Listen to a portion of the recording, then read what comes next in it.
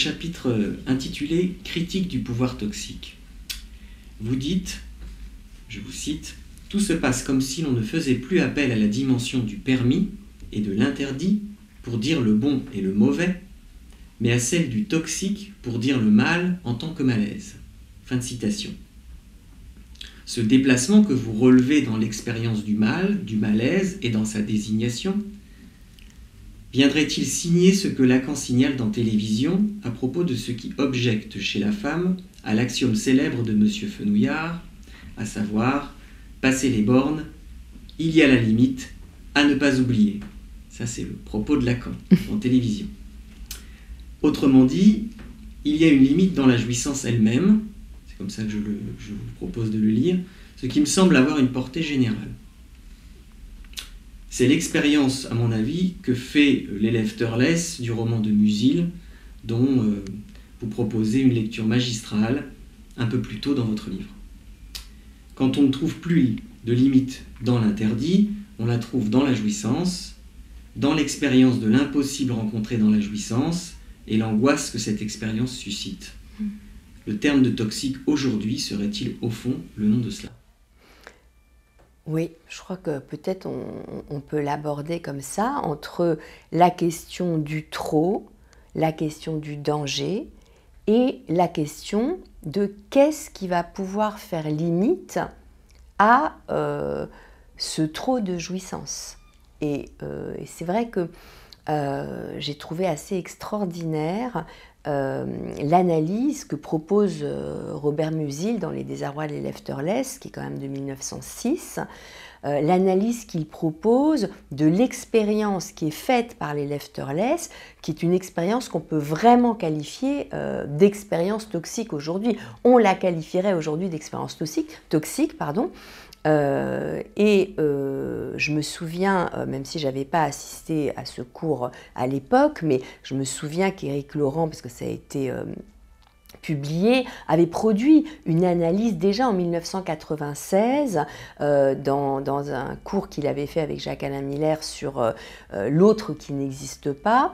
Il avait produit une analyse de ce roman de Musil qui n'est pas si connu que cela, depuis la question de l'identification, la question du pensionnat, la question de l'identification à l'ère de l'autre qui n'existe pas. Alors moi je l'ai pris par un autre bout, qui est donc la question de l'expérience toxique, parce que ce que nous décrit Musil, c'est vraiment une découverte de la part de Thurles avec une forme de jouissance nocive, jouissance de tourmenter l'autre, jouissance du harcèlement, terme aujourd'hui qu'on entend partout, hein, qui renvoie aussi à des pratiques réelles et à des difficultés dans les établissements scolaires, des dangers aussi. Et donc Thurles participe à une entreprise de harcèlement et qui va virer quand même très mal, hein, qui va virer presque du côté de la torture.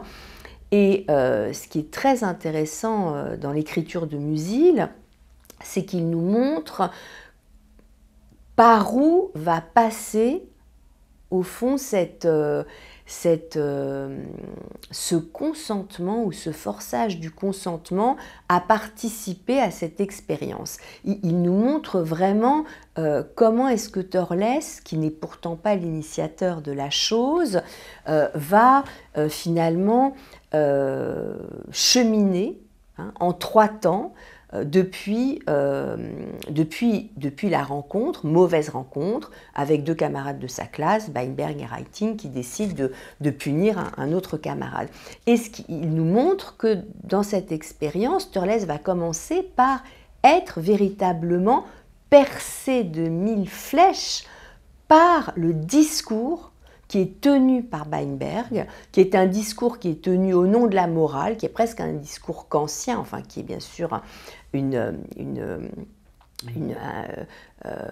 comme on pourrait dire, un mésusage, hein, au fond du discours kantien, mais au service, hein, d'une expédition punitive finalement, Mais ce que Weinberg dit à Thorless, c'est que ce qu'ils vont faire, cette punition qu'ils vont infliger à l'autre, ils vont le faire au nom du bien. Et ils vont le faire parce qu'il faut rétablir l'ordre du cosmos. Le mal a été commis et il faut, au nom du bien, rétablir l'ordre du cosmos. Ce discours qui vient mêler à la fois la dimension de la morale, la dimension de l'obligation, il faut le punir, et en même temps la dimension du mal, c'est-à-dire la dimension du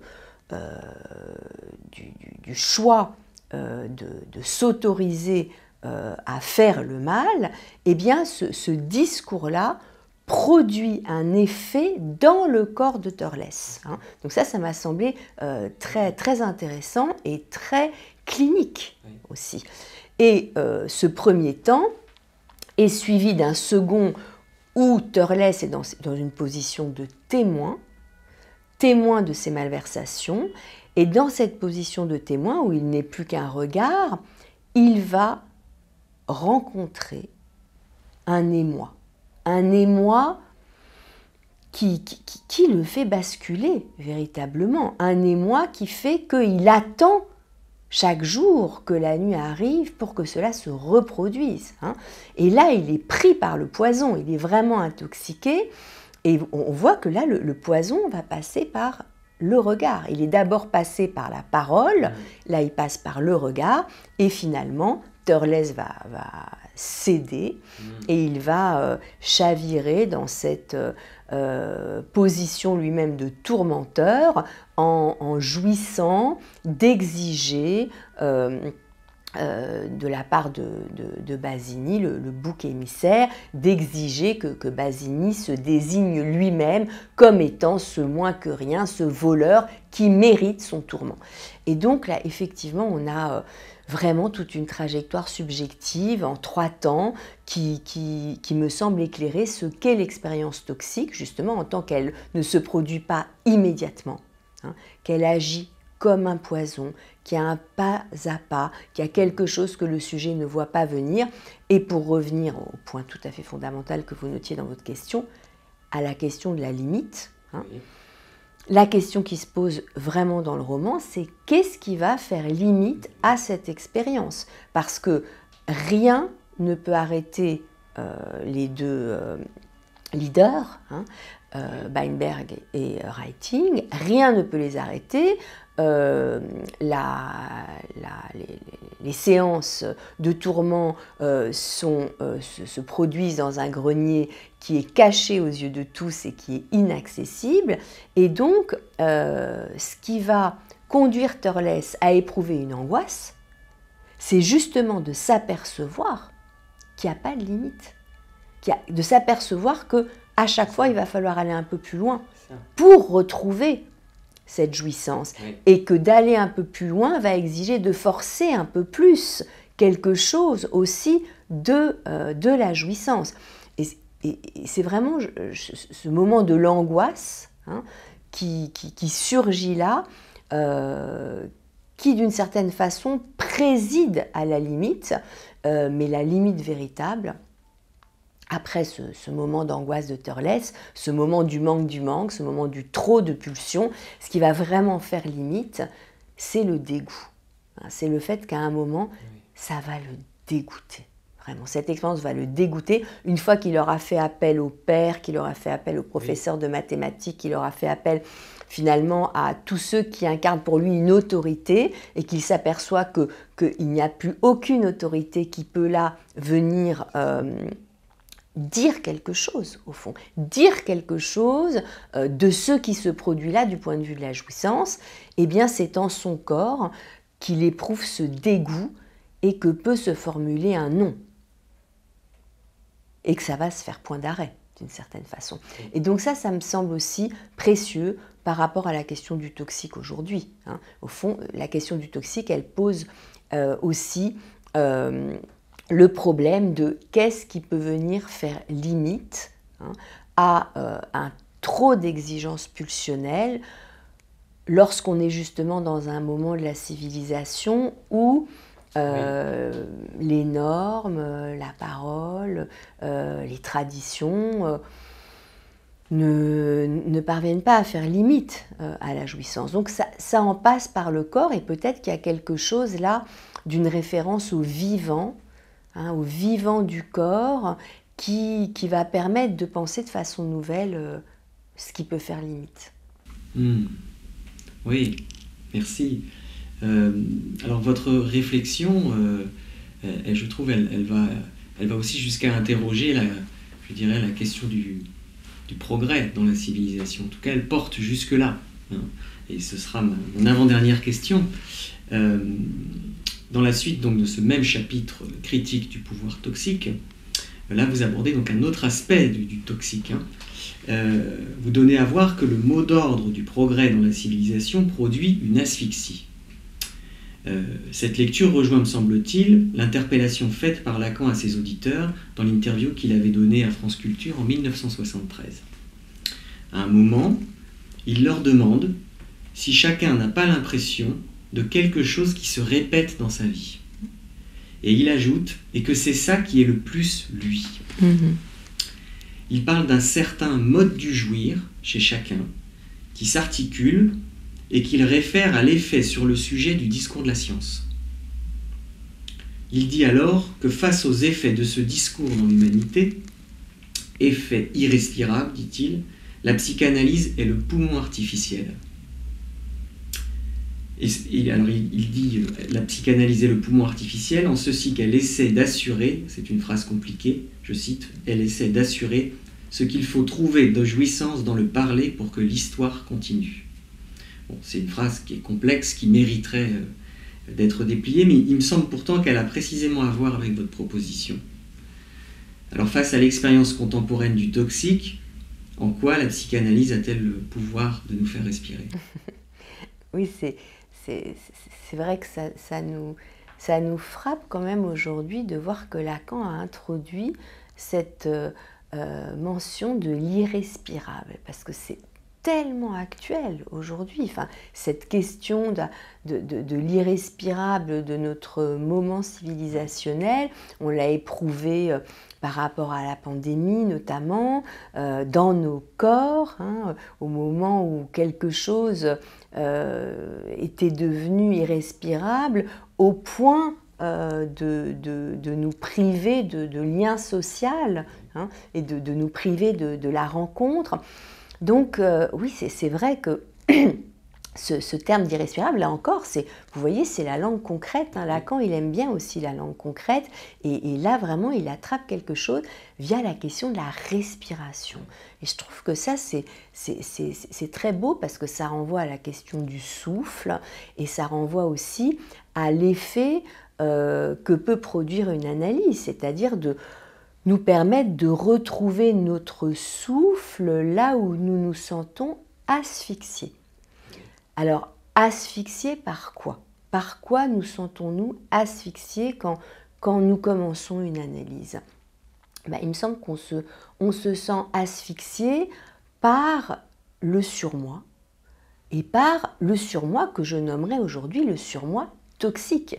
C'est-à-dire que ce passage que vous avez cité, on pourrait le mettre aussi en regard de l'écrit Kant avec Sade, donc 10 ans plus tôt, 63, qui rend bien compte de ce caractère aussi irrespirable des effets produits par le surmoi, aussi bien dans sa face répressive, dans sa face kantienne, dans sa dimension d'impératif catégorique, là, quelque chose de complètement asphyxiant pour tout désir, mais aussi bien dans sa face sadienne, c'est-à-dire dans sa face d'impératif de jouissance.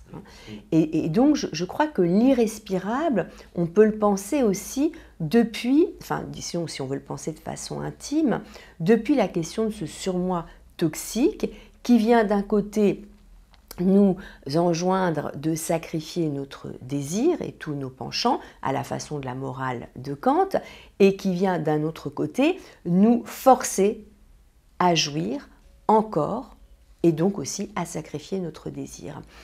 Et donc, je me disais que finalement, ce qui fait qu'une analyse produit cet effet de respiration, c'est justement qu'elle nous permet de réintroduire la dimension du désir, un espace pour le désir dans notre existence, là où nous étions pris en étau entre cette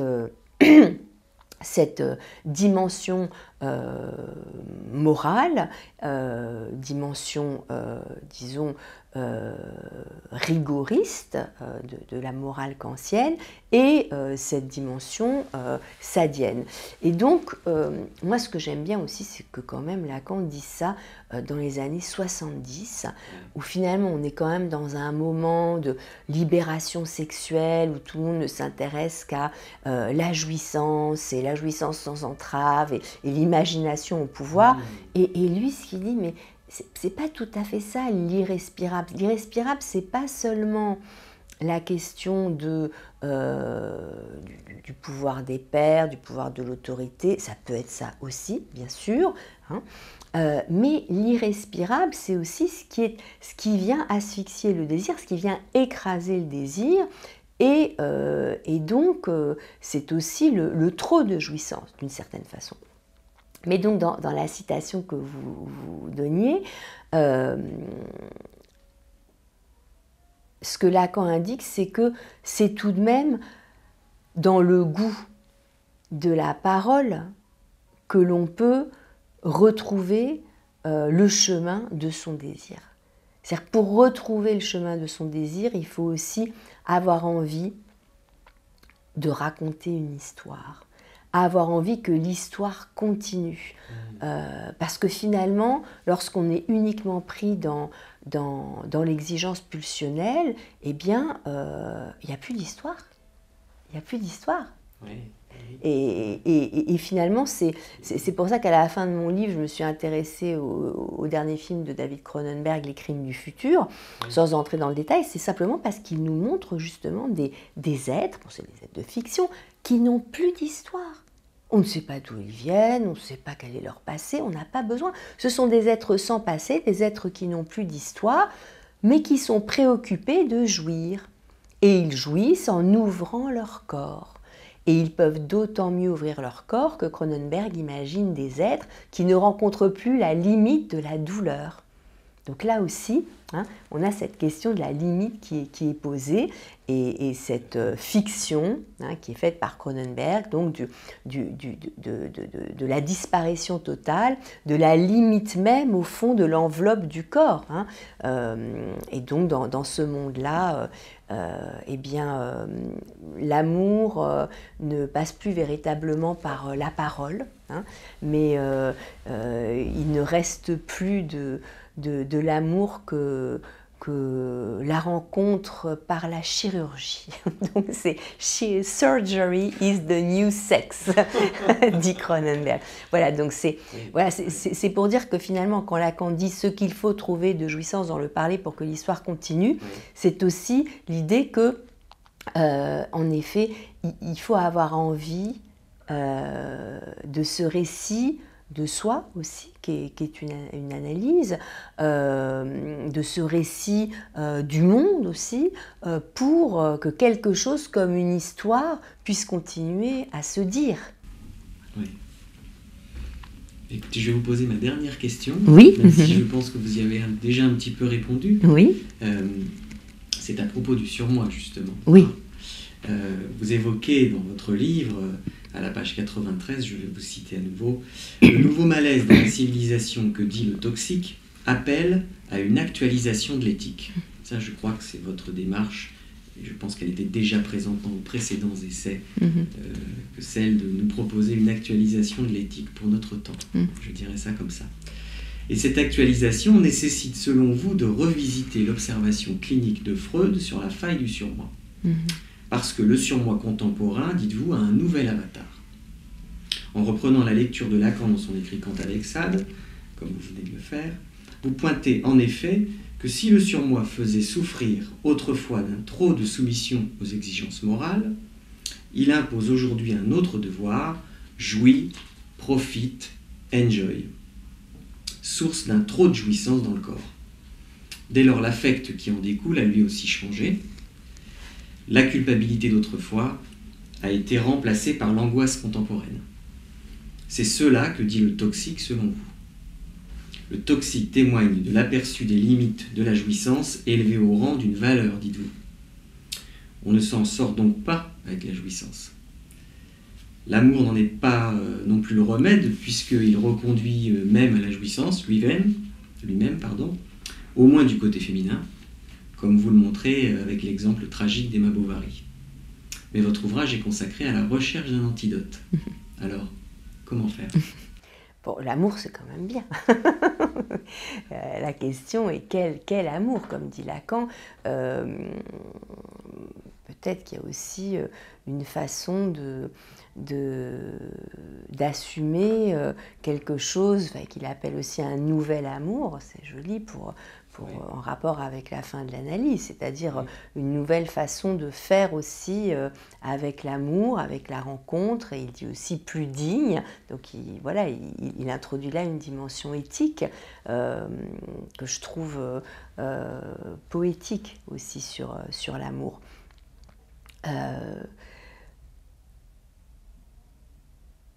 L'éthique, voilà, c'est ça le point important. L'éthique. Oui. Dans le terme de toxique, il y a comme une nouvelle formulation de ce qui serait le mal, le mauvais, mais sans véritablement se référer à des grandes valeurs métaphysiques du bien et du mal. C'est pour ça que je parle d'une forme d'actualisation de l'éthique, aussi au sens où Lacan, dans son séminaire 7 sur l'éthique de la psychanalyse, essaie de penser une éthique qui ne serait pas fondée sur la croyance dans un souverain bien. Donc c'est finalement ça aussi qui m'a vraiment orientée. Donc ce qui est intéressant dans ce terme de toxique, c'est que ce n'est pas un terme, disons, de la tradition métaphysique, ce n'est pas un terme de la tradition chrétienne, ça ne renvoie pas au péché originel, c'est un terme qui renvoie au grec et à la question du poison. Donc, ça me semble quand même notable, c'est-à-dire qu'on est, pour reprendre une formule de Nietzsche, un peu par-delà le bien et le mal, ou en deçà du bien et du mal, dans une perspective qui implique de prendre en compte ce qui produit un malaise et qui est mauvais pour le corps et pour le désir. Parce qu'il ne s'agit pas d'avoir une perspective uniquement sur le corps, mais pour le désir. Et finalement, c'est vrai que cet antidote que j'essayais de définir et que cherchaient aussi les Grecs, se demandant s'il existait un antidote à ce toxicone, si on pouvait trouver un contrepoison, eh bien cet antidote, il me semble aussi au cœur de ce qui est recherché dans l'expérience de l'analyse, où on ne cesse de parler justement de ce qui est venu nous intoxiquer, de ces phrases qui ont fait oracle pour nous, de ces phrases auxquelles nous avons pu nous soumettre sans même le savoir, de ces phrases qui ont fait programme pour nous, programme de jouissance d'une certaine façon. Et donc, finalement, l'antidote, bien sûr, il a à voir avec le pharmacone de la parole, et c'est ce que montre Freud déjà dans l'interprétation qu'il propose de son premier rêve, le rêve de l'injection faite à Irma, c'est-à-dire comment est-ce que la psychanalyse va justement permettre, par la dimension du désir, d'éliminer le poison. J'en prenais cette phrase que Freud mentionne dans le rêve de l'injection faite à Irma, où donc finalement, s'interrogeant sur ce qui est arrivé à sa patiente, il en vient à faire ce rêve d'une injection avec une seringue qui n'était pas propre, mais il y a cette phrase qui surgit, le poison va s'éliminer. Et comment est-ce que le poison va s'éliminer? Mais au sein même du rêve, Freud élimine quelque chose du poison qu'a été pour lui l'échange qu'il a eu avec Otto juste avant de se coucher, son confrère Otto lui ayant quand même laissé entendre qu'il avait plus ou moins échoué dans son traitement avec Irma. Et donc ce qui est très beau, c'est que c'est comme si ce premier rêve mettait en acte ce qu'allait devenir la psychanalyse, c'est-à-dire quelque chose de l'ordre de l'élimination d'un poison.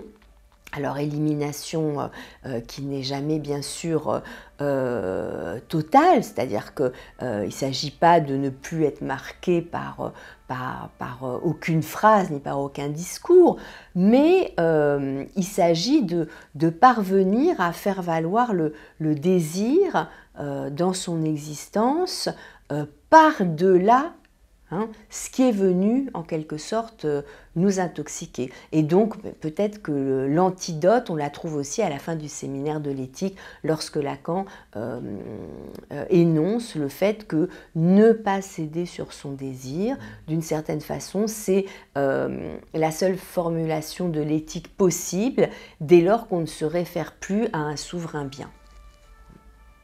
Bon. Voilà. Ben, merci beaucoup, Clotilde. Merci Alexandre. Merci.